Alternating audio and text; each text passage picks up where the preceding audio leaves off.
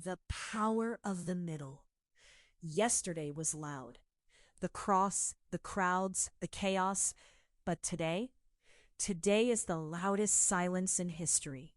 It's Holy Saturday. We're in the middle.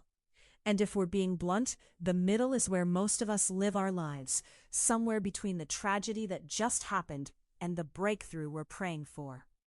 We hate waiting. In 2026, if an app takes 3 seconds to load, we're annoyed. If our career isn't scaling by age 25, we feel like failures. We've been conditioned to think that if nothing is happening on the surface, then God isn't doing anything at all. But Saturday proves that's a lie. While the world saw a sealed tomb and a canceled movement, something was happening in the depths that no one could see. Saturday is for anyone who feels like they're in a holding pattern. Your bank account is stagnant, your health is a question mark, or the world feels like it's teetering on the edge of a cliff. Psalm 46:10 tells us to be still, not be busy or fix it yourself. Just be still.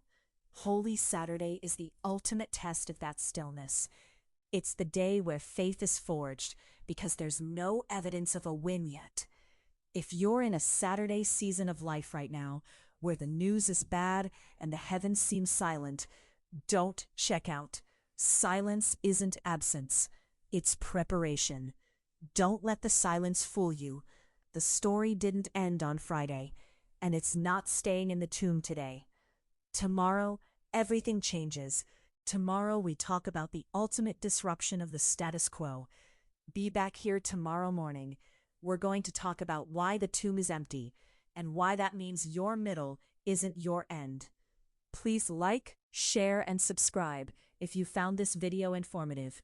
I'm out. See you in the Word tomorrow.